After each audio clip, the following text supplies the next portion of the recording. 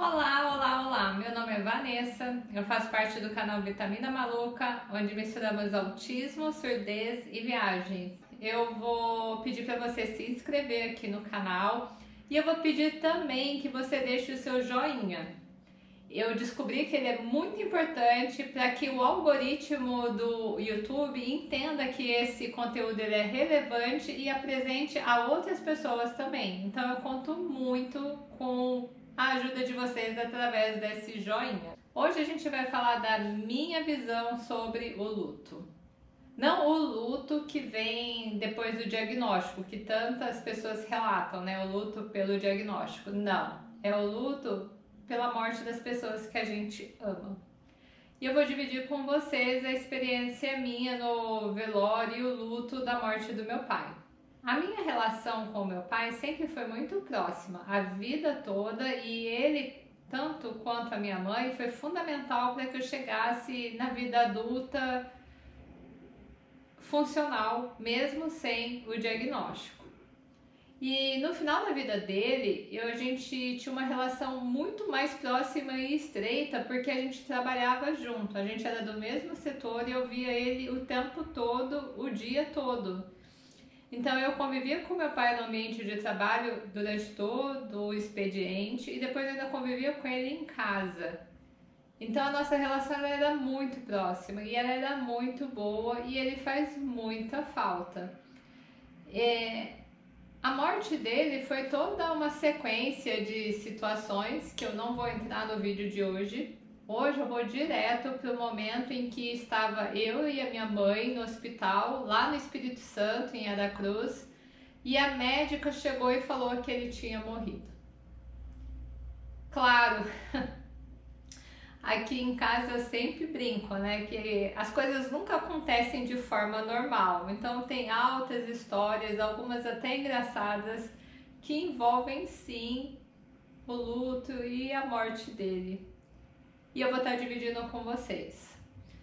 Eu espero também encontrar pessoas que tenham uma relação mais leve com a perda das pessoas que a gente ama, porque eu me sinto sim muito estranha e meio que uma ET no meio das pessoas, porque eu vejo que a maioria das pessoas tem uma outra relação com o luto e a morte, até daqui em casa mesmo. O Rafael ele sofre bem mais e chora e tudo pela morte do pai dele até hoje.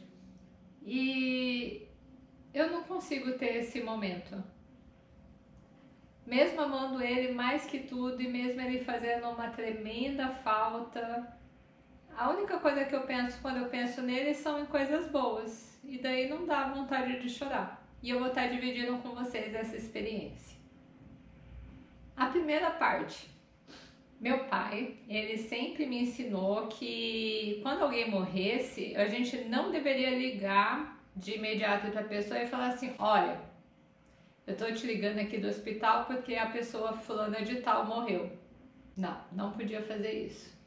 E a gente tinha assim essas conversas, em especial porque o meu pai ele atuava na área da segurança do trabalho e infelizmente isso envolve sim situações graves, tanto de morte como de acidentes.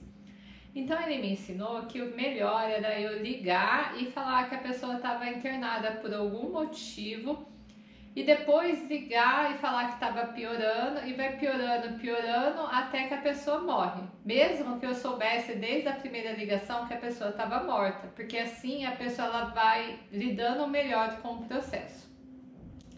E eu fui aplicar esse ensinamento com a minha irmã, então eu não lembro qual horário da madrugada, mas durante a madrugada eu liguei para ela e falei: Fernanda, eu e a mamãe a gente está aqui no hospital e o papai está muito mal, muito mal. E a minha irmã falou: Vanessa, ele morreu. Eu falei assim: não, ele tá só muito mal. E a Fernanda falou para mim assim: Vanessa, se ele tivesse só muito mal, você não ia estar ligando a essa hora, você ia me ligar amanhã cedo. Então ele morreu. Eu falei: morreu. Fala com a mamãe. Segundo ponto da morte do meu pai. A coisa que eu mais lembro nitidamente desse processo todo é o pijama que a minha mãe estava usando. Aqui em casa a gente tem uma fixação com o pijama e o meu pai ele tinha uma fixação um pouco pior que a nossa, minha e da minha mãe. A regra era, se você compra X conjunto de pijama, você vai usar ele daquele jeito, não é para misturar. Então, mesmo que todos os meus pijamas fossem intercambiáveis e qualquer outra pessoa que não viu o pijama inicial não ia nem se tocar que não era o conjunto, o meu pai sabia.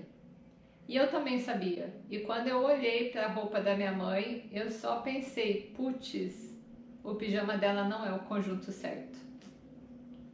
E toda vez que eu lembro desse dia, desse momento, pá, a primeira coisa que vem na minha mente é o pijama da minha mãe. Ninguém percebeu que não era o conjunto porque ele combinava, mas eu sabia. Daí começou. Meu pai morreu em Aracruz, no interior do Espírito Santo. E quando a gente viu o desenrolar das coisas, era para ser lá, não tem outro lugar que pudesse ser. Porque meu pai desde sempre, ele falava que onde morresse era para enterrar. Então assim, como a gente vivia mudando de cidade, não era para pegar o corpo e levar para algum outro lugar. Era escolher aquela cidade e era ali que ia dar tchau e era ali que ia ser enterrado. Mas que se ele pudesse escolher, ele queria um cemitério que fosse todo de gramado verde e que de preferência fosse no pé de uma montanha. Gente do céu! Quando chegou a hora de enterrar e a gente chegou no cemitério, porque a gente não conhecia o cemitério lá, porque a gente não era de lá. Era igualzinho o meu pai sempre tinha descrito. Ele foi enterrado num cemitério que era todo de grama, no pé de uma montanha. Mas para chegar lá não foi fácil, porque no Espírito Santo, nessa cidade em específica, lá em 2009, não tinha um lugar para velório municipal, entendeu? O que acontecia é que as pessoas elas eram veladas nas suas casas. E eu nunca ia fazer isso. Nunca. Segundo, o meu pai morreu de madrugada. Gente, como que eu vou ficar velando a madrugada toda? Não tinha sentido. Então a gente já foi taxado meio que de loucas no hospital. Quando eu avisei que eu já tinha chamado a funerária e que eu tinha avisado a funerária que eu ia falar para onde era para levar o caixão com meu pai dentro, só lá pelas 8h30 da manhã, que até lá eles ficassem com o caixão. E eles estranharam muito. Eu e a mamãe, a gente foi para casa e a única coisa que eu consegui processar naquela hora era que a gente tinha de dormir para no dia seguinte acordar e resolver toda a parte burocrática. Daí eu tomei um Rivotril, dei um Rivotril para minha mãe e dormimos. A gente acordou mais ou menos umas 8. Nesse horário, o pessoal da empresa em que eu trabalhava, que foi incrível e que tomou a frente de tudo para resolver essa parte, já estava todo mundo no hospital. E só faltava decidir para onde levar. Nessa hora eu entrei em contato com a pastora da minha igreja e eu falei, pastora, eu preciso que você abra a igreja para mim velar o meu pai, porque eu não vou velar em casa. E foi um acontecimento, porque ninguém faz velório em igreja, ainda mais igreja evangélica lá no interior do Espírito Santo. Então todo mundo que passou naquela rua aquele dia entrou para ver o velório. Todo mundo entrou. A cidade inteira, eu acho, porque eles acharam muito estranho.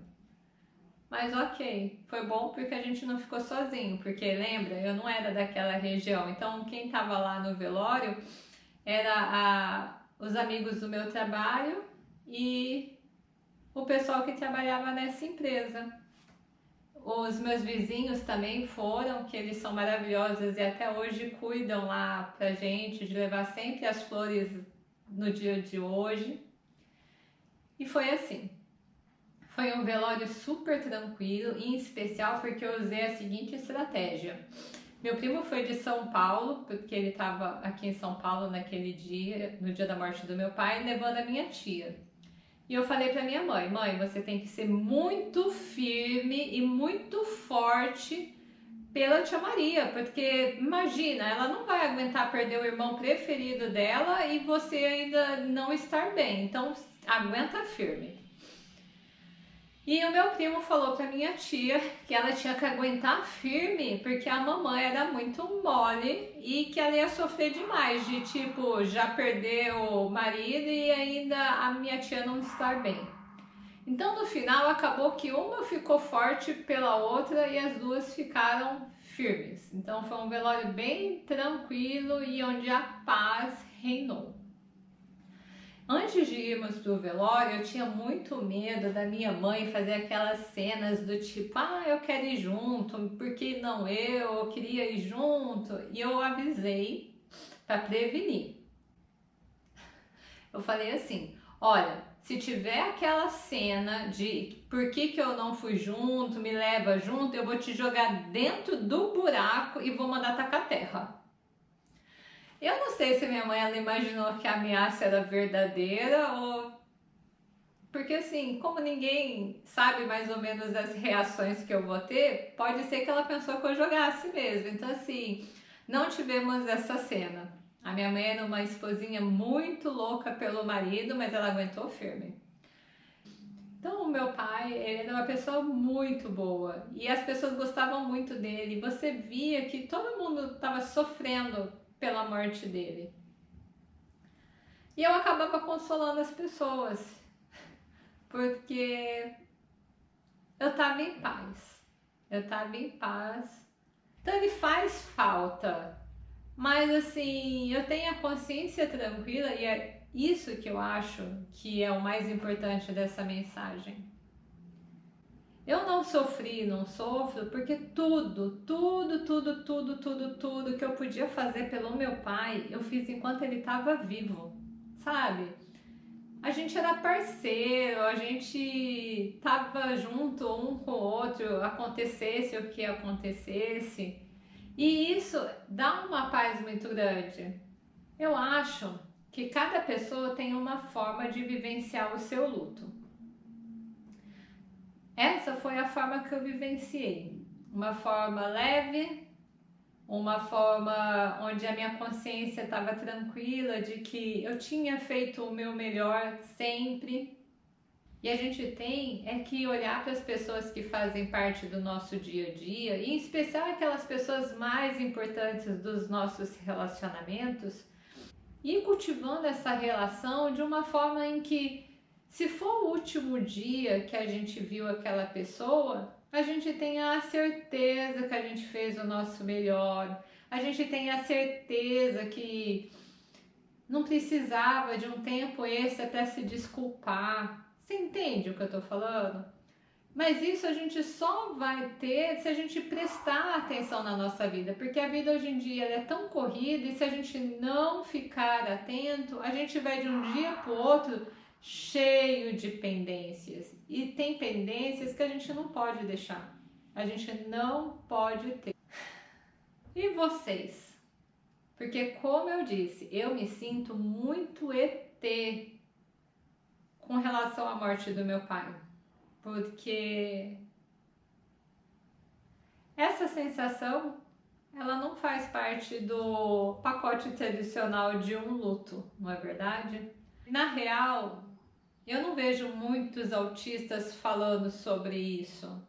Por isso eu queria saber de vocês, como vocês lidam com o luto? Uma vida boa e leve a todos.